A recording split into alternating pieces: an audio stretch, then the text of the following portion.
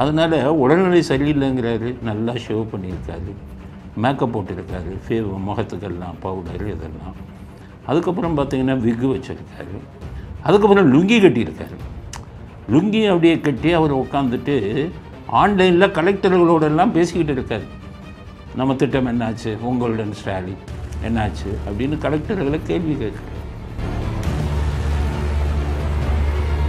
கிண்டியில் இருக்கிற ஒரு போலீஸ்காரரு இந்த சுந்தரேசன் நேர்மையானவர்னு ஒரு வீடியோ போட்டார். அவரை இங்கேருந்து ஆயுதப்படைக்கு மாற்றிட்டான். இனி அடுத்து அவரையும் சஸ்பெண்ட் பண்ணிடுவாங்க. வீடியோவில் பேட்டி கொடுத்தாங்க. அவங்களுக்கெல்லாம் நான் சொல்கிறேன், வீணாக போய் மாட்டிக்காதீங்க. நியாயம் தர்மம் உண்மைக்கு காவல்துறையில் வேலை கிடைக்காது. போய் மல்லையாவை போய் பிடிங்கயா, மல்லையாட்ட போய் ஆயிரக்கணக்கான கோடி வச்சிருக்கிறோட பிடி, அம்பானியை போய் பிடி, அதானியை போய் பிடி. அம்பானிக்கு அதானிக்கு வரி விலக்கு, பேங்க்கில் போட்டதெல்லாம் தள்ளுபடி. பாவம் காய்கறி வைக்கிறான்னா 37 லட்சம் நான் ஓடிட்டான். முன்னாடி பான் பீடா அவுத்துக்கிட்டு இருக்கிறவனுக்கு அனுப்புனாங்க ஜிஎஸ்டி லட்சக்கணக்கான.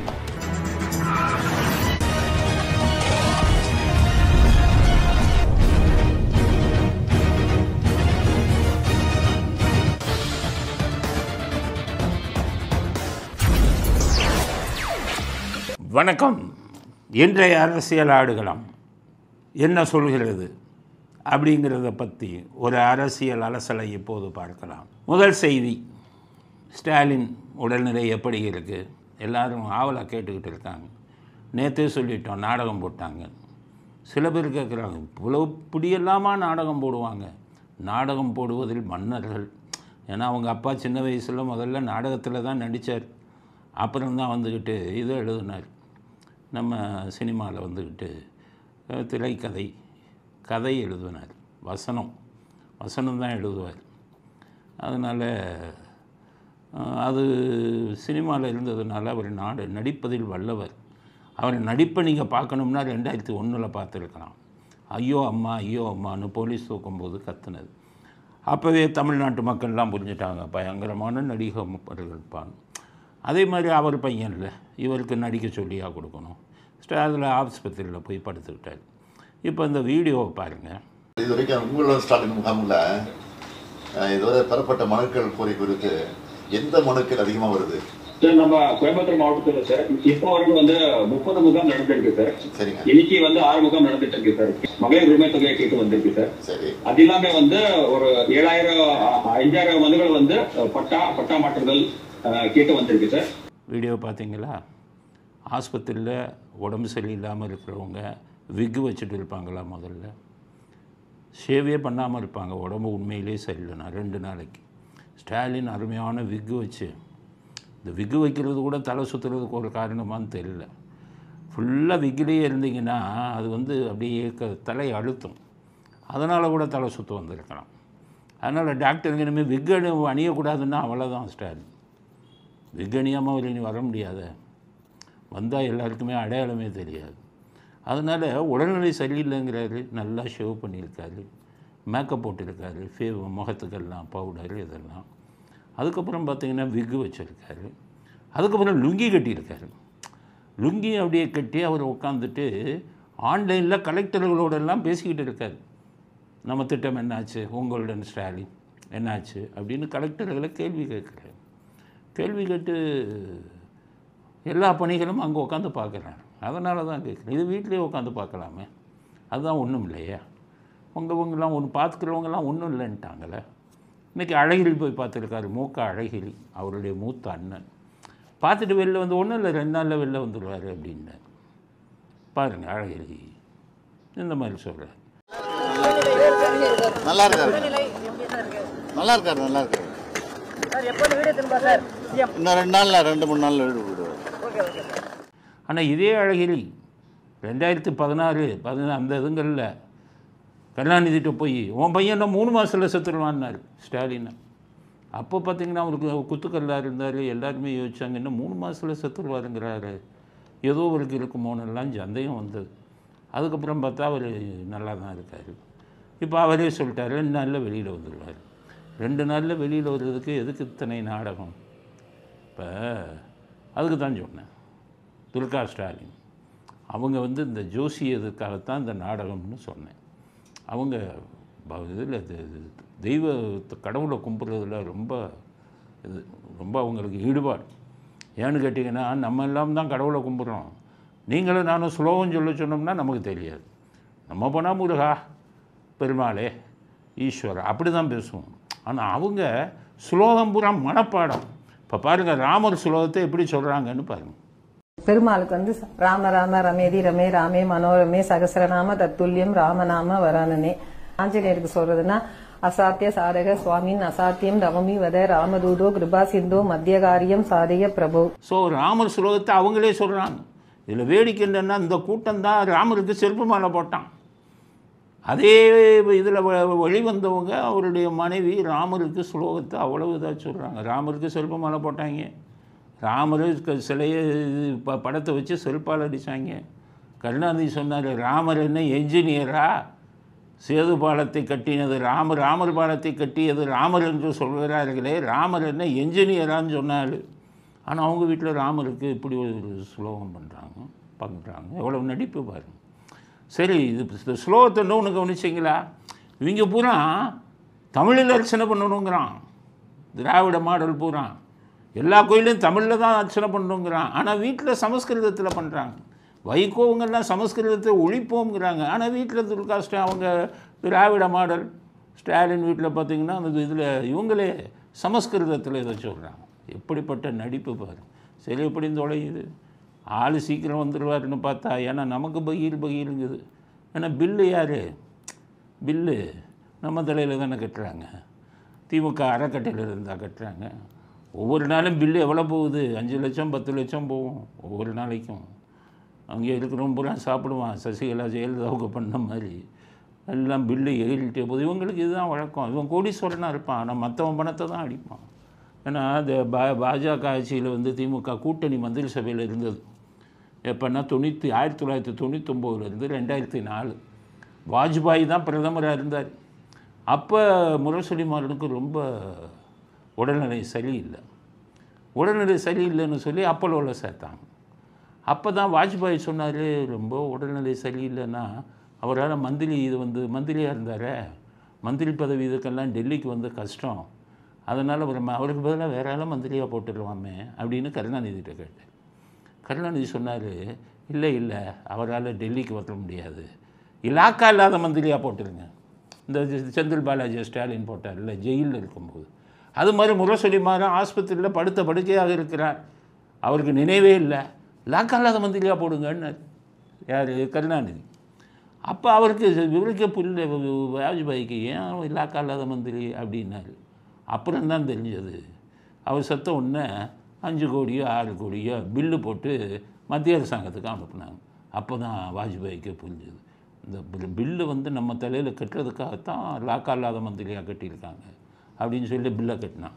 ஸோ இவங்க குடும்பத்துக்கு என்னென்னா, இவங்க உலகமாக கோடீஸ்வரனாக இருந்தாலும் அரசாங்க பணத்தை சாப்பிட்லன்னா கருணாநிதி குடும்பத்துக்கு தூக்கம் வருது. அதனால் இப்போ ஸ்டாலின் அவர் நடத்திய நாடகத்துக்கு அரசு சார்பில் பில்லு எகிரிக்கிட்டே இருக்கும். இதுக்கிடையில் மா சுப்பிரமணி தெரியுமில்ல உங்களுக்கு, அந்த சார் மா சுப்பிரமணி அவர் என்ன பண்ணுறாருன்னா, ஸ்டாலினுக்கு ஒன்றும் உடம்புக்கு ஒன்றும் இல்லை, அதான் எங்களுக்கே தெரியுமே நாடகம், அது ஒன்றும் இல்லை. அவங்க அண்ணன் மூக்காமுத்து செத்தார் இல்லை, அன்றைக்கி பூரா அவர் சாப்பிடவே இல்லையா. அடப்பாவீங்க, அந்த ஆளுக்கு பாவம் வாடகை வீட்டில் இருந்தார், அவருக்கு கொள்ளையடித்த பணத்தில் இதுவும் கொடுக்கல, சன் டிவியில் பங்கு வாங்கினதுலேயும் ஒன்றுமே கொடுக்காம 1 கோடியை கொடுத்து அவர் உயிரோடு சாகடித்தவங்க நீங்கள்.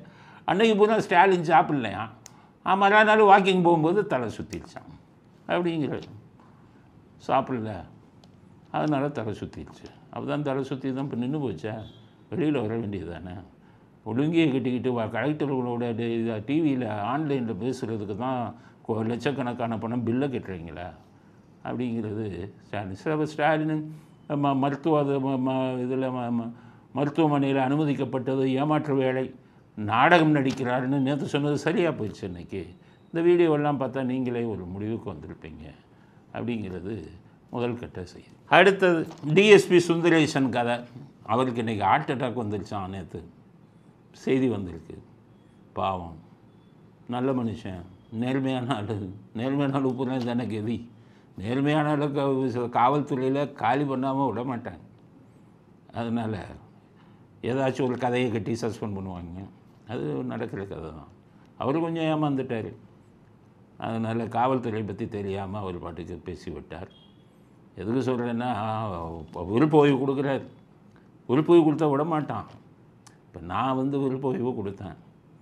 என்ன பண்ணாங்க, விருப்ப ஓய்வு போன உடனே ஒரு உயர் அதிகாரியை கூப்பிட்டு விருப்ப ஓய்வு கொடுத்துருக்காருப்பா அந்த ஆள், அந்த ஆள் விடக்கூடாது.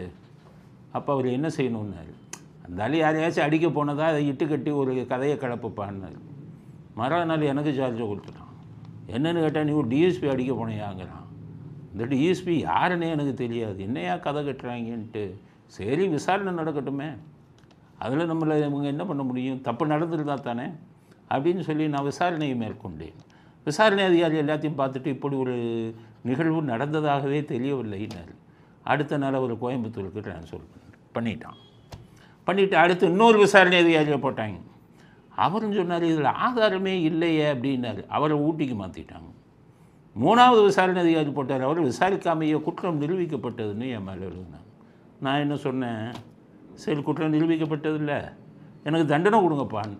அப்போ தானே நான் விஆர்எஸில் போக முடியும், நிலுவையில் இருந்தால் போக முடியாது. உடனே எனக்கு தண்டனை கொடுத்துட்டாங்க. செய்யாத தப்பு சார்ஜ் கொடுத்து சென்சூர் கொடுத்துட்டாங்க. நான் தண்டனையே வாங்கினதில்லை காவல்துறையில். சரி விட்டுடலான்னா, இல்லை நீங்கள் ரொம்ப நாள் லீவில் இருந்தீங்கன்னா. சரி, அதுக்கு என்ன பண்ணணும், அதுக்கு ஒரு சென்சூர் வாங்கிக்கோங்க, அதுக்கு ஒரு சென்சூர். மெடிக்கல் லீவ் போட்டீங்கன்னா சரி, அதுக்கு போர்டுக்கு போகணுன்னா அதுக்கு ஒரு சென்சூர்னு கொடுத்தான். எல்லா தண்டனையும் வாங்கிக்கிட்டே அப்போ தானே வெளில போக முடியும். நான் வெளியில் வந்தேன். எனக்கு தெரியும் காவல்துறைனா இப்படி தான் இருக்கும், பொய்யும் புரட்டும். பொய் கேஸ் வந்து குற்றவாளிகள் மேலே போடுவான், காவல்துறையில் வேலை பார்க்குறவங்க மேலே பொய் கேஸ் அப்படிலாம் போடுறது தான். அதனால தான் நான் இருக்கும்போதே இங்கே காவல்துறையில் இருக்கிறவங்களுக்கு யூனியன்னு ஒன்று வேணும். ஏன்னு கேட்டிங்கன்னா, அவங்க பாதிக்கப்பட்டாங்கன்னா, இப்போ என்ன ஆச்சு, கிண்டியில் இருக்கிற ஒரு போலீஸ்காரரு இந்த சுந்தரேசன் நேர்மையானவர்னு ஒரு வீடியோ போட்டார். அவரை இங்கேருந்து ஆயுதப்படைக்கு மாற்றிட்டான். டிஎஸ்பி சுந்தரேசன் அவர்கள் ஐயா, அவர் ஜே5 சாஸ்திரி நகரில் இன்ஸ்பெக்டராக இருந்தாங்க. அவர்கிட்ட நான் டிரைவராக இருந்தேங்க. உண்மையிலேயே நான் வந்து கிட்டத்தட்ட ஒரு 12 இன்ஸ்பெக்டருக்கு நான் டிரைவராக இருந்திருக்கிறேன். அதில் வந்து ஒரு வித்தியாசமானவர், நேர்மையானவர், உண்மையானவர் அப்படின்னு சொன்னால் ஆய்வாளர் சுந்தரேசன் ஐயா அவர்கள் தான். இனி அடுத்து அவரையும் சஸ்பெண்ட் பண்ணிடுவாங்க. வீடியோவில் பேட்டி கொடுத்தேன். அவங்களுக்கெல்லாம் நான் சொல்கிறேன், வீணாக போய் மாட்டிக்காதீங்க. நியாயம் தர்மம் உண்மைக்கு வந்து காவல்துறையில் வேலை கிடையாது. இதுக்காகத்தான் நாங்கள் இருக்கும்போதே காவலர்களுக்கு வந்து சங்கம் வைக்கணும். பாவம் பரிதாபமாக தண்டனை கொடுக்குறாங்க, மனசாட்சி இல்லாமல் கொடுக்குறாங்கன்னு அந்த சங்கத்தெல்லாம் நான் லீடு பண்ணேன். ஜெயலலிதா அவர்கள் இருக்கும்போது மிகப்பெரிய போராட்டமே பண்ணேன். ஜெயலலிதா அவர்களோடு எனக்கு அறிமுகம் கிடைச்சதே அவர்களை எதிர்த்து தான். ஜெயலலிதா அவர்களை என்னை டிஸ்மிஸ் பண்ணிட்டாங்க. அதற்கப்புறம் பார்த்திங்கன்னா அவங்களே இது பண்ணி எல்லாம் பண்ணேன். அந்த டைமில் அப்போ அதிகாரி ஒருத்தர் என்னை கூப்பிட்டு கேட்டார், காவல்துறையில் இருந்துட்டு நீங்கள் சங்கம் வைக்கலாமா, நீங்கள் எப்படி தூண்டி விடலாம்னாரு. நான் என்ன கேட்டேன், சங்கம் வைக்கிறது தப்பு தான், ஆனால் ஐபிஎஸ் அதிகாரிகளுக்கு மட்டும் சங்கம் வைக்கிறீங்களா, அது என்ன நியாயம்னு கேட்டேன். அது எங்களுடைய உரிமைக்கா, உங்களுக்கு உரிமைக்கு கேட்குறதுக்கு சங்கம் தேவைன்னா பாவம் வாயில்லா பூச்சி கீழே இருக்கான அவனை என்னென்ன பாடுபடுத்துகிறீங்க, அவர்களை இது பண்ணுறதுக்கு சங்கம் வேண்டாமான்னு கேட்டேன். அந்த அதிகாரி இப்போ அரசியலில் இருக்கார், அவருக்கு ஞாபகம் இருக்கோ என்னமோ தெரியல, ஐபிஎஸ் அதிகாரி. அவர் எதிர்த்து இதே தான் கேட்டேன், நீங்கள் மட்டும் சங்கம் வச்சுக்கிறீங்க சார், உங்களுக்கு தேவையா? முதலாளிகள் சங்கம் வச்சுக்கிட்டு தொழிலாளிக்கு சங்கம் இல்லைன்னா எவ்வளவு அநியாயம் அப்படின்னெல்லாம் அவர்கிட்ட கேட்டேன். அவரும் இப்போ அரசியலில் இருக்கார். அதனால் அவங்களுக்கு அப்போ பாதிக்கப்பட்டவன் இப்போ எங்கே போய் சொல்லுவான்? போலீஸ்காரன் பஸ்ஸு டிரைவரை அடிச்சிடுவான், எல்லா பஸ்ஸையும் நிறுத்தி பண்ணிடுவாங்க, பஸ்ஸே ஓடாது. போலீஸ்காரனை தண்டி சஸ்பெண்ட் பண்ணுவாங்க. அவன் பாவம் நியாயத்துக்கு தான் அடிச்சிருப்பான், நடு ரோட்டில் வண்டியை நிறுத்திடுவான். போய் அந்த பஸ் டிரைவரை கேட்பார் போலீஸ்காரு, பஸ் டிரைவர் கெட்ட வார்த்தையில் திட்டினோன்னா அடிச்சிடுவார், உடனே சஸ்பெண்ட். இல்லைன்னா அவன் போராட்டம் பண்ணுவான். இதுக்காகத்தான் காவல்துறைக்கு சங்கம்னு வச்சிங்கன்னா பாவம் தப்பு தான். ஏன்னா நாட்டு மக்கள் இவங்க வாட்டுக்கு ஸ்ட்ரைக் பண்ணி போயிட்டாங்கன்னா எல்லாம் பாதிக்கப்படுவாங்கள்ல. ஆனால் மனிதாபிமானம் இல்லாமல் இவர்கள் நடத்தும் போது அதற்கு எதிராக குரல் கொடுக்க அவங்களுக்கு ஒரு அமைப்பு வேணும்ல. இந்த இன்னைக்கு குரல் கொடுத்தாரு சென்னை கிண்டி போலீஸ் நிலையத்தில் இருக்கிற ஒரு போலீஸ்காரர், அவரை உடனே மாற்றிட்டு அவரையும் சஸ்பெண்ட் பண்ணுவாங்க. அப்போ இப்படியெல்லாம் காவல்துறை இருக்கும்போது இதையெல்லாம் தட்டி கேட்டு தான் கடைசி நானே முடிவு பண்ணி இவங்க இதுதான் பண்ணுவான்ட்டு எனக்கு தண்டனை கொடுங்கப்பா, செய்யாத குற்றம் தான் தண்டனை கொடுங்கப்பான்னு கொடுத்துட்டு நான் இதில் வந்தேன், விருப்ப ஓய்வில். ஆனால் சுந்தரேசன் அவர்களை பார்க்கும்போது பரிதாபமாக இருக்கிறது. அவருக்கு ஹார்ட் அட்டாக் வந்திருக்கு, அவர் குடும்பமும் மிகவும் கஷ்டப்படுவாங்க. அதனால் அவருக்கு பூரண குணமடையணும். அதே நேரத்தில் காவல்துறையில் நிறைய மாற்றங்கள் கொண்டு வரணும். அநியாயம் அக்கிரமத்துக்கு உயர் அதிகாரிகள் துணை போகக்கூடாது. அவர்களுக்கு தப்பு செய்கிற உயர் அதிகாரிகளுக்கு ஏதாச்சும் தண்டனை கிடைச்சி பார்த்துருக்கீங்களா? இந்த சார்ஜு சஸ்பென்ஷன் எல்லாம் ஐபிஎஸ் அதிகாரிகளுக்கு இருக்கா? பாவம் கீழ்மட்டத்தில் இருக்கிறவனுக்கு தான். அதனால் சுந்தரேசன் அவர்களுக்கு அவர் விரைவில் குணமடைய வேண்டும் என்று நாம் வேண்டிக் கொள்வோம் இறைவனை அப்படிங்கிறது அடுத்த கட்ட கருத்து. அடுத்தது இன்னொன்று, சாத்தான்குளம் அடுத்த ஒரு போலீஸ் கேஸ். சாத்தான்குளத்தில் என்னாச்சு, அப்பாவையும் பையனையும் போட்டு அடித்து கொண்டாங்க. அதில் போலீஸ்காரவங்கெல்லாம் சம்மந்தப்பட்டாங்க. அதில் இப்போ இன்ஸ்பெக்டராக இருந்தவர் அவர் ஜெயிலில் இருக்கார். அவர் சொல்லிட்டார், நான் அப்ரூவர் ஆகிடுறேன்ப்பா, நடந்த உண்மையெல்லாம் சொல்லிடுறேன் அப்படின்னு சொல்லி அப்ரூவர் ஆகிட்டார். அப்ரூவர்னால் என்ன அப்படின்னு நீங்கள் தெரிஞ்சுக்கணும்ல. அப்பப்போ சட்டம் சம்மந்தப்பட்டதை நீங்கள் புரிஞ்சுக்கணும். 306 சிஆர்பிசின்னு ஒன்று இருக்குது. அதில் என்னென்னா, ஒரு குற்ற வழக்கில் பல குற்றவாளிகள் இருந்தால் அதில் ஒரு குற்றவாளி அப்ரூவர் ஆகி நடந்த உண்மையெல்லாம் சொல்லிட்டா அவருக்கு விடுதலை பண்ணிடலாம், இல்லை அவர் தண்டனையை குறைக்கலான்னு ஒரு இது இருக்குது. அதனால் முந்திக்கிட்டார். போலீஸ் என்னென்ன பண்ணுச்சுன்னு நான் சொல்லிடுறேன், என்னை அப்ரூவர் ஆகிடுது அப்படின்னு சொல்கிறேன். அதனால் கூட மாட்டினவன்லாம் செத்தான், அந்த மீதி அடித்தவன்லாம் ஜெயிலுக்கு போக வேண்டியது தான். அதனால் ஜெயிலில் தான் இருக்காங்க, நான் அப்ரூவர் ஆகிறேன் அப்படின்னு சொல்லியிருக்க. ஆனால் சாத்தான்குளத்தை பற்றி உங்களுக்கு தெரியாது. சாத்தான்குளம் மிகவும் சர்ச்சைக்குரிய ஒரு போலீஸ் ஸ்டேஷன். அங்கே போகவே எல்லாருமே பயப்படுவாங்க போலீஸ்கார். ஐயோ சாத்தான்குளம் வேணாம் சார்மா. ஏன் அந்த சாத்தான்குளத்தை எப்படி சொல்கிறீங்கன்னா, அந்த தூத்துக்குடியில் இந்த இதில் மத ரீதியான இது நிறைய உண்டு. போலீஸ்காரனால் சமாளிக்க முடியாது. யாரையாச்சும் பிடிச்சிட்டு வந்துட்டிங்கன்னா அந்த மதத்தை சேர்ந்த ஒரு குரூப் வந்துடுவாங்க, ரெக்கமெண்டேஷன். ஒன்றுமே பண்ண முடியாது. ஸ்டெர்லைட்டு கூட என்ன நினைக்கிறீங்க, ஸ்டெர்லைட்டு கூட ஆரம்ப கட்டத்தில் நடத்தும் போது மத ரீதியானவங்கெல்லாம் ஒவ்வொன்றுக்கும் பஞ்சாயத்துக்கு ஸ்டெர்லைட்டில் போய் தகராறு பண்ணுவாங்க. அதனால தான் அவனே பார்த்து இந்த மதவங்கள்லாம் வர்றாங்களே, பெரிய இங்கே இது நடத்துகிறதே பெரிய பிரச்சனையாக இருக்குன்னு ஸ்டெர்லைட்டுக்கே பிரச்சனையாக இருக்குது. இப்போ சாத்தான்குளம் போலீஸ் ஸ்டேஷன் எவன் போனாலுமே என்னையா எந்த வழக்குக்கும் ஆளை பிடிக்க முடியாது. வழக்குக்கு பிடிச்சிங்கன்னா 4 பேர் வந்துடுவான் மத ரீதியான. அதனால் அந்த காவல் நிலையத்தில் ரொம்ப கோபமாக இருந்தாங்க ஒரு சில பேர். இல்லைன்னா இவங்க 2 பேர் இவங்க அப்பாவிங்க. இவன் இதில் இருந்தவன் பாவம், கொரோனாவில் கடையை 9 மணி வரை வச்சவன். அவன் செஞ்ச தப்பு என்ன இருக்குது? இவன் என்ன பண்ணான் போலீஸ்காரன், அந்த மற்றவங்க மேலே இருக்கிற கோவத்தில் அந்த கோவத்தை பூரா இங்கே காமிச்சு முரட்டுத்தனமாக அடித்து கொண்டாங்க. அதுதான் சர்ச்சைக்குரிய ஒரு விஷயம். அதனால் இப்போ இவர் வந்தார்னா இந்த கதையெல்லாம் சொல்லி இதெல்லாம் நடந்தது அந்த கோபத்தில் தான் எல்லாம் சேர்ந்து அடித்தோன்னு தான் சொல்லுவார். வேறு என்ன இருக்குது? இல்லைனா 9 மணி வரை கடையை வச்சுருக்கிறவன்னு அடித்து கொள்கிற அளவுக்கு என்ன இருக்குது? அது மிகப்பெரிய கொடுமை இல்லையா? அந்த கொடுமையை இவர்கள் செய்ததுக்கு நியாயத்தை கற்பிப்பார் ஸ்ரீதர் இருந்த ஆய்வாளர். ஐயா இதுக்காகத்தான் செஞ்சோம் அப்படி. அதுக்காக போலீஸ் ஸ்டேஷன் வந்தான்னா நல்லவன் தான் இருப்பான், கெட்டவனும் தான் இருப்பான். மற்ற கட்சிக்காரெல்லாம் திமுக கட்சிக்காரெல்லாம் துண்டை போட்டு நிற்பான். அதுக்காக கோபத்தில் எல்லாத்தையும் அடிச்சிட முடியுமா? அதனால் அவர் அபூர்வராக வருவதை கோர்ட்டு ஏற்றுக்கொள்ளுமா, இல்லை அவர் உண்மையை சொல்லிட்டதுனால இவருக்கு விடுதலை கொடுத்து விடுமாங்கிறதெல்லாம் வருங்காலத்தில் பார்க்கணும். என்னை பொறுத்தவரை அவர்களுக்கு அபூர்வர் ஆனாலும் அதை ஏற்றுக்கொள்ளக்கூடாது. காவல்துறைக்கு போதிய ஆதாரங்கள் கிடைத்து விட்டது, அது சம்பந்தப்பட்ட அனைவரையும் தண்டிக்க வேண்டும் அப்படிங்கிறது தான் நம்முடைய கருத்து. அடுத்தது செந்தில் பாலாஜி. அவர் எப்படி நடந்துக்கிறாருன்னு இந்த வீடியோவில் பாருங்கள். முத்துசாமின்னு ஒரு மந்திரி, அவர் எம்ஜிஆர் காலத்திலேருந்து மந்திரியாக இருக்கார். எம்ஜிஆரே அவருக்கு மரியாதை கொடுப்பார், அவருக்கு போங்க வாங்கன்னு தான் கூப்பிடுவார். ஜெயலலிதா அவர்கள் மற்ற மந்திரிகள்லாம் சாதாரணமாக வச்சுருந்தாலும் முத்துசாமியை மந்திரியை வைக்கும்போது அவர் கிட்டக்கே போக மாட்டாங்க. ஏன்னா நேர்மையான ஆள், சரியான ஆள், சரியாக பண்ணுவார் அப்படின்னு. அதுக்கப்புறம் முத்துசாமி அதிமுக விட்டு விலகும் போது ஜெயலலிதா அவர்கள் யாருக்குமே அதிமுக விட்டு விலகுனா வெளியில் போயிருந்துருவாங்க, யாரையுமே கெஞ்ச மாட்டாங்க. ஆனால் முத்துசாமி அதிமுக விட்டு விலகிய போது ஃபோன் பண்ணி ஏன் விலகுனீங்க, உங்களுக்கு என்ன பிரச்சனை, நம்ம கட்சியில் என்ன பிரச்சனைன்னு கேட்டாங்க. அந்தளவுக்கு முத்துசாமி இவர்கிட்டையும் எம்ஜிஆரிடமும் ஜெயலலிதா அவர்களிடமும் அவ்வளோ மதிப்பு மரியாதையுடன் இருந்தார். அந்த முத்துசாமி பொக்கையை கொண்டு போய் செந்தில் பாலாஜிக்கு கொடுக்குறார். என்னப்பா சுயமரியாதை போயிடுச்சா? முத்துசாமிக்கு கொடுக்குறேன், எம்ஜிஆர் எல்லாம் கூட இருந்தாலுங்க, நேற்று வந்து செந்தில் பாலாஜிகிட்ட போய் பொக்கையை கூப்பிட்டு நிற்கிறீங்களே, நீங்கள் கொடுத்த பொக்கையை வாங்கினாரா? அவர் முகத்தை பார்த்து பார்த்து சிரிக்கிறீங்களே, உங்கள் மூஞ்சியை திரும்பி பார்க்குறாரா? அந்த வீடியோவை பாருங்கள்.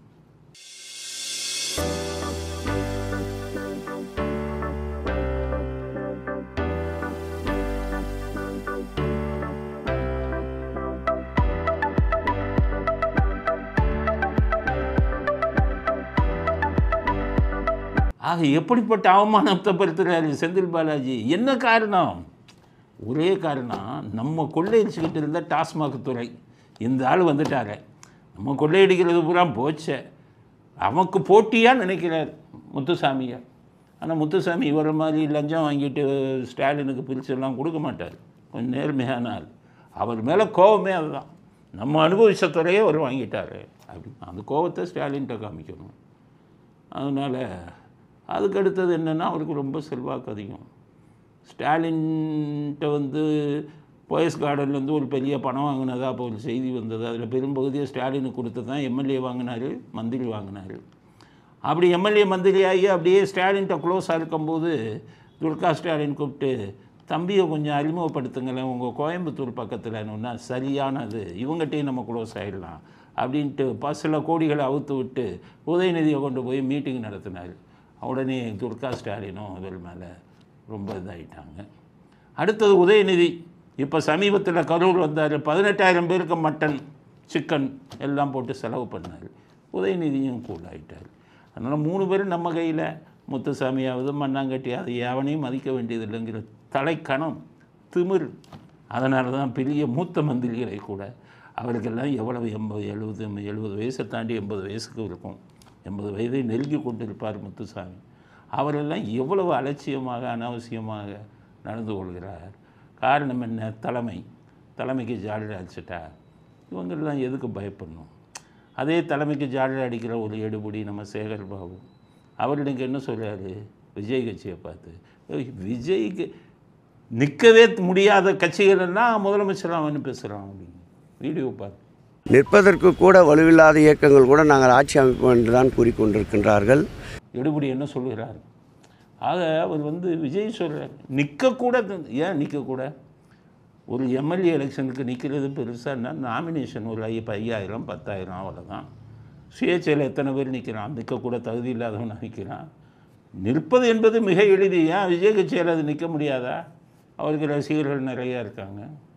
இப்போ கூட சர்வே எடுத்திருக்காங்க, 18 வயசுலேருந்து 25 வயசில் யாருக்கு அதிக படம் இருக்குன்னு. அதில் விஜய் ஃபஸ்ட்டு வராரு, இந்த 18 இளம் ஆளுங்கள்லாம். அப்போ அந்தளவுக்கு இது வர்றதில் அவருக்கு வந்து நிற்கக்கூட இடம் இல்லாமல் நிற்கக்கூட முடியாமல் இருப்பாங்களா? திமிரு உங்களுக்கு அவருக்கு. அதனால் அதை சொல்கிறாங்க. அதே இதில் இதில் விஜய் கட்சியில் என்ன சொல்கிறாங்க, புலம்புறாங்க, காலில் விழுந்தால் தான் சீட்டு நடக்கும் கிடைக்குது. அது எப்படி காலில் விழுந்தா? விஜய் காலில் விழுந்தால் தான் சீட்டு கொடுக்குறாருன்னா அப்படி இல்லைங்க. புஷி ஆனந்த் காலில் விழுந்தால் தான் அவருக்கு பிடிக்குது. புஷி ஆனந்த் காலில் விழுந்தால் அவருக்கு குஷியாகுது. அவர் வந்து காலில் விழுந்தால் சீட்டுங்கிறாரு. அப்போ இந்த திமுக அதிமுக அவங்க அதிமுகவில் கூட ஜெயலலிதா காலில் விழுக சொல்ல மாட்டாங்க, அவங்களா விழுவாங்க. அவங்க அப்படி பார்த்துட்டு பேசாமல் இருப்பாங்க. பல தடவை சொல்லி பார்த்தாங்க, கேட்கல, சரி விழுந்துட்டு போகணுன்னு விட்டாங்க. இங்கே அப்படி இல்லை, புஷி ஆனந்த் அப்படியே குஷியாகிறாங்க. ஏன்னா அவருக்கெல்லாம் ஒரு ரியல் எஸ்டேட் புரோக்கராக இருந்தவரெல்லாம் அரசியலில் பெரிய ஆளாகி காலில் விழுந்தாங்கன்னா தலைக்கணம் மேறத்தானே செய்யும். அதனால் விஜய் கட்சியிலையும் காலில் விழுகும் கலாச்சாரம் இருக்குது அப்படிங்கிறது இன்னொரு அவங்க ஒரு அரசியல் இருக்கிறவர் சொல்கிறார். அதுக்கடுத்தது இந்த நம்ம நாட்டு வக்கீல் RS பாரதி,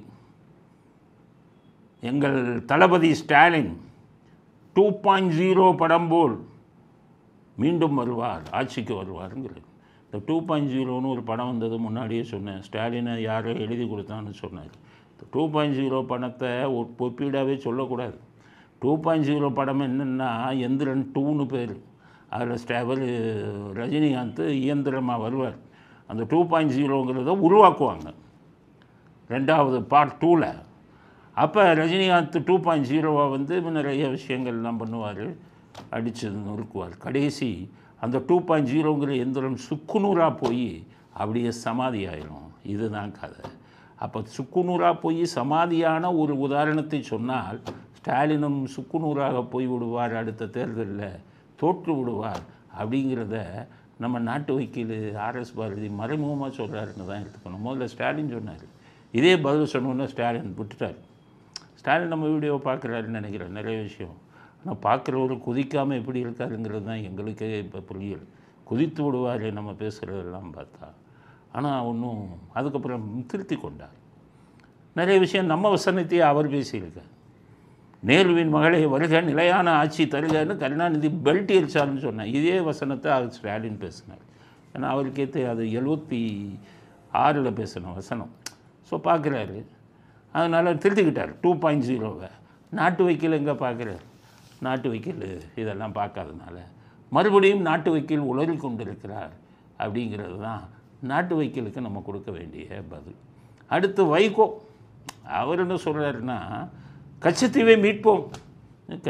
எவ்வளோ நாளா? 76ல் கொடுத்தது கச்சத்தீவு. ஆரம்பத்திலேருந்து கச்சத்தீவை பற்றிக்கிட்டு கருணாநிதியை நீங்கள் திட்டாத திட்டம் இல்லை. இப்போ அந்த பக்கம் போய்கிட்டு கச்சத்தீவை மீட்போம்னா யார் மீட்கிறது? முதல்ல உங்கள் கட்சியை மீட்டுங்க. மல்லை சத்யா ஒரு குரூப் இதோடு சேர்ந்து உங்கள் கட்சியை விட்டு விலக போகிறாரு. திமுகட்ட பேசிட்டாரு. உங்களுக்கே தெரியாத ரகசியத்தை சொல்கிறேன். ஸ்டாலின் வந்து என் கூட்டணி கட்சியாக இருக்காருப்பா, இப்போ வேணாம் கொஞ்சம் காத்துருன்னாரு. அதிமுகவுக்கும் தூது விட்டுக்கிட்டு இருக்காரு மல்லை சத்யா.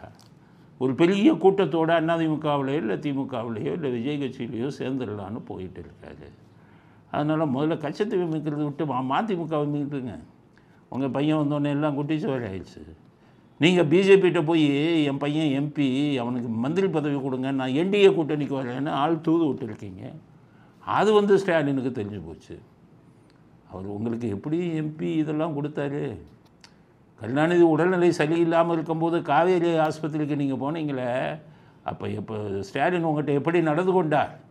ஆனால் அப்படி நடந்து கொண்டும் அதெல்லாம் மறந்துட்டு நீங்கள் அவர்கிட்ட திருப்பி போன ஒன்று கூட்டணின்னு ஒன்று இறக்கப்பட்டு ஒரு எம்பி, உங்கள் பையனுக்கு ஒரு எம்பி கொடுத்தாரு. இப்போ மல்லை சத்யா போனோன்னா கூடாரமே காலி ஆகிப்போச்சு. நீங்கள் பாஜகட்ட பேரம் பேசுகிறதுன்னு தெரிஞ்சு போச்சு. அதனால் இந்த இதில் உங்களை கூட்டணி விட்டு கலட்டலாம், இல்லை கூட்டணியிலே வச்சுக்கிட்டு கழுத்து இருக்கலாம்னு முடிவு பண்ணியிருக்கார் ஸ்டாலின். உங்களுக்கு 5 சீட்டுக்கு மேலே கொடுக்கக்கூடாதுன்னு ஸ்டாலின் முடிவு பண்ணியிருக்கார். 5 சீட்டு நீங்கள் ஒத்துக்கலைன்னா கலட்டி விடுவதற்கு ஸ்டாலின் தயாராகிவிட்டார். அதனால் மதிமுகவை நீங்கள் முதலில் மீட்பதற்கு முயற்சி எடுக்க வேண்டும். கச்சத்தீவை மீட்கிறத பற்றி இப்போ பேசாது, அது பேசுகிறதுக்கு உங்களுக்கு தகுதி இல்லை அப்படிங்கிறது நம்ம வைகோவுக்கு கொடுக்க வேண்டிய பதில். அடுத்தது, இந்த பாஜக ஜிஎஸ்டியை வச்சு நாடையே குட்டிச்சோறாக்கிட்டு இருக்காங்கன்னு பல தடவை சொன்னோம். பணக்காரனுக்கு போடுங்கய்யா, பாவம் நடுத்தர மக்கள் ஏழை மக்களுக்கு ஜிஎஸ்டி அதிகம் போடாதீங்க. நீங்கள் போட்ட ஜிஎஸ்டியால் நாடே குட்டிச்சவராக போச்சு, பல தொழிலெலாம் நலிஞ்சு போச்சு அப்படின்னு பல தடவை சொன்னோம். இப்போ இந்த ஜிபே வந்துக்கிட்டு இருக்கிறத ஒழிக்கணும் அப்படின்னு பாஜக ரொம்ப நாளாக முயற்சி செய்கிறாங்க. அதுக்கு தான் அவங்க பண்ண ஐடியா என்னென்னா, பெங்களூரில் காய்கறி விற்றுக்கிட்டு இருந்தார் ஒருத்தர், காய்கறி கடை வச்சு. அவருக்கு லட்சக்கணக்கான பணம் ஜிஎஸ்டி கட்டுங்கன்னு நோட்டீஸ் அனுப்பிட்டாங்க. அதில் வேடிக்கை என்ன தெரியுமா? ஜிஎஸ்டி ரூல் படி காய்கறிக்கெல்லாம் ஜிஎஸ்டி விதிவிலக்கு அப்படின்னு கொடுத்துருக்கு சட்டத்தில். ஜிஎஸ்டி சட்டம் காய்கறிகளுக்கு விதிவிலக்கு இல்லை, ஏதாச்சும் பேக்கிங் மாதிரி அப்படி டப்பாக பால் அடைச்சி வச்சா அதுக்கு மட்டும் 5% அப்படின்னு இருக்குது. அவருக்கு 37 லட்சமோ என்னமோ நோட்டீஸ் போட்டு அவர் கடையில் வச்சு விற்கிறார். போட்டதில் என்ன சொல்கிறாங்க? உங்கள் ஜிபே மூலம் நீங்கள் வங்கியில் இவ்வளவு வர்த்தகம் செய்திருக்கிறீர்கள் கடந்த 3-4 வருடங்களாக, அதனால் உங்களுக்கு 37 லட்சத்துக்கு மேலே ஜிஎஸ்டி கட்டணும். இப்போ என்ன பண்ணிட்டாங்க தெரியுமா? பெங்களூரில் இந்த காய்கறி வியாபாரிக்கு போட்ட உடனே நிறைய பேர் போர்டு வச்சுட்டாங்க, இனிமேல் ஜிபே கிடையாது. ஏன்னா ஜிபேயில் போட்டால் தான் டேக்ஸ்ன்னு பிடிக்கிறீங்களே. அவன் காய்கறி வச்சு விற்கிறான், காய்கறி உணவுப் பொருள், அதுக்கு டேக்ஸ் இல்லைன்னு தானே உங்கள் சட்டம் சொல்லுது. போய் மல்லையாவை போய் பிடிங்கயா, மல்லையாட்ட போய் ஆயிரக்கணக்கான கோடி வச்சுருக்கிறவனு பிடி, அம்பானியை போய் பிடி. அதானியை போய் இப்படி அம்பானிக்கு அதானிக்கு வரி விலக்கு, பேங்க்கில் போட்டதெல்லாம் தள்ளுபடி. பாவம் காய்கறி விற்கிறான்னா 37 லட்சம் நான் ஓடிட்டான். முன்னாடி பான் பீடா அவுத்துக்கிட்டு இருக்கிறவனுக்கு அனுப்புனாங்க ஜிஎஸ்டி லட்சக்கணக்கானது. அது எதுக்கு விதிவிலக்கு இருக்கோ ஜிஎஸ்டி வந்து அதையும் அனுப்பி குட்டிச்சவராகி சில பேர் கடையை மூடிட்டு போயிடுவான். இப்போ எல்லாம் பெங்களூரில் எல்லாமே ஜிபே ஒன்லி கேஷ்னு போட்டான். இன்னும் கொஞ்ச நாள் இருந்தால் பாஜக அந்த ஜிபேயையும் க்ளோஸ் பண்ணிவிட்டு ஜிஎஸ்டியால் மூணுனது பல இது இருக்குது, அதில் இது ஜிபேயும் க்ளோஸ் பண்ணிடலான்னு முடிவுக்கு வந்துட்டாங்க. அப்படிங்கிறது தான் நிர்மலா சீதாராமனுக்கு சொல்கிறேன். ஏழைகிட்ட போகாதுங்க, ஏழைகள்கிட்ட போகாதீங்க. அவன் காய்கறி விற்றே 1 லட்சத்தை கணக்கில் சம்பாரிச்சுட்டு போகிறான். பெரிய பணக்காரன் வந்து தப்பிச்சுக்கிட்டு இருக்கான். பணக்காரனை போய் பிடிங்கய்யா. மினிமம் பேலன்ஸ் இல்லைன்னு 2000 ரூபா 1000 ரூபா வச்சுருக்கிறவனுக்கெல்லாம் 500 கழித்து நாட்டை குட்டச்சு ஏழை மக்களின் வயிற்றில் அடிக்காதீர்கள். அந்த சாபமே உங்களை இது பண்ணிடும். இதனால தான் உங்கள் பிஜேபியோட சேரவே பயப்படுறாங்க. அப்படி இருந்தால் நம்ம எதுக்கு சொல்கிறோம் பிஜேபி அதிமுக சேருங்கன்னு நம்ம எதுக்கு சொல்கிறோம்னா, ஸ்டாலின்கிற தீய சக்தியவும் திமுகங்கிற தீய சக்தியை நாட்டை விட்டு வரட்டணும். அதனால் இப்போதைக்கு நீங்கள் சேர்ந்து கொள்ளுங்கள் அப்படிங்கிறது தான். இதுக்கிடையில் பிஜேபியில் இருந்து சதி திட்டம் பண்ணிக்கிட்டு இருந்தார் ஒருத்தர், தெரியும்ல, எப்படியாச்சும் அதிமுக பிஜேபி சதியாக உடைக்கணும்னு சொல்லி, கூட்டணியை உடைக்கணும்னு சொல்லி நான் ஆதாரத்தோடு கொடுத்தேன். அதுக்கப்புறம் தான் மேலிடத்தெல்லாம் தூக்கி அடித்தது. இப்போ அதிலே பாருங்கள், அப்படியே மறைமுக ஒரு கூட்டணி வச்சுக்கிட்டு மக்கள் மத்தியில் பிஜேபி அதிமுக கூட்டணி வேண்டாம் அப்படின்னு ஒரு குரூப் கிளம்புறான். நல்லா புரிஞ்சுக்கங்க, எவன் பிஜேபி அதிமுக கூட்டணி வேணாங்கிறானா அவெல்லாம் கிரிமினல், அவன்லாம் அக்யூஸ்டு. அவன் பிஜேபிட்ட அந்த டிஎம்கேல பணம் வாங்கியிருக்கான்னு அர்த்தம். இதை வந்து மறைமுக ஒரு கூட்டணி வச்சுக்கிட்டு இது பெரிய லெவலில் போயிட்டு இருக்குது. எல்லாத்தையும் எடுத்துக்கிட்டு இருக்கோம். நல்லவன் யார் துரோகி யாருங்கிறதெல்லாம் எடுத்துக்கிட்டு இருக்கோம். அது நான் இதை உண்மையை பேசுகிறதுனால துரோகிகள் சேர்ந்து ஏதாச்சும் சீண்டுனாங்கன்னா வாழ்நாள் முழுவதும் உங்களை கோர்ட்டில் அலைய வச்சுருவோம். நாங்கள் நல்லதுக்கு தான் சொல்கிறோம். திமுக என்ற தீய சக்தியை அழிக்கணும். அதற்கு அதிமுக பிஜேபி எல்லோரும் சேரணும். இது காலத்தின் கட்டாயம். ஆனால் அதிமுக பிஜேபிக்கிட்ட சேரக்கூடாதுன்னு எவன் கிளப்பி விடுறானோ அவன் தான் கிரிமினல், அவன் தான் அக்யூஸ்டு. எல்லாத்தையும் ஐடென்டிஃபை பண்ணி வச்சுருக்கோம். இந்த கேவலமான வேலையை பார்க்காதீங்க. திமுகட்ட பணத்தை வாங்கிட்டு கேவலமான வேலையை பார்க்காதீர்கள் அப்படிங்கிற அந்த உண்மையை சொல்வதனால் உங்களுக்கு கோபம் வந்ததுன்னா உங்களை சட்டப்பூர்வமாக உங்களை என்ன பண்ணணுமோ எங்களுக்கு தெரியும். சம்மந்தப்பட்டவர்களுக்கு நான் எச்சரிக்கையாக விடுகிறேன். அதனால் தான் நான் தைரியமாக பேசுகிறேன். ஏன்னா அந்த குரூப்பு இதை வெளியில் கொண்டு வந்தோம்னா அது நமக்கு எதிராக போகிறதுக்கு வாய்ப்பு இருக்குது. போகணுன்னு விரும்புகிறேன். அப்போ தான் உங்களை எப்படி ஜெயிலில் தள்ளணும்னு எனக்கு தெரியும். நன்மைக்காக நாங்கள் பேசுகிறோம், நாட்டு நன்மைக்காக பேசுகிறோம். யார்கிட்டையும் பணம் வாங்கிட்டு பேசலை. காலத்தின் கட்டாயம். எல்லா கட்சியும் ஒன்றா சேருங்கயான்னு தான் நான் சொல்கிறேன். விஜய் சேர மாட்டார், ஏன்னா ஒரு மைனாரிட்டி ஓட்டை வாங்குறாரு. சேரவனையும் கெடுக்காத. கெடுத்தீங்கன்னா மக்களுக்கு சொல்கிறேன், அவங்கள ஐடென்டிஃபை பண்ணிடுங்க இவன் அயோக்கியம் அப்படின்னு. அதனால் காலத்தில் எல்லாருக்கும் அறிவுரையாக சொல்ல விரும்புகிறேன். தயவு செய்து திமுகவுக்கு எதிராக உருவாகும் பலமான கூட்டணியை ஒரு சிலர் கெடுப்பதற்கு இன்னும் வீடியோங்களை போட்டுக்கிட்டு இருக்கீங்க. நிறுத்துங்கள். அதை மனசாட்சியுடன் நடங்க. தமிழ்நாட்டு மக்களை காப்பாற்றுகிற பணியில் உங்களுக்கும் கடமை இருக்கிறது அப்படிங்கிற கருத்தை இறுதி கருத்தாக பதிவு செய்ய விரும்புகிறோம்.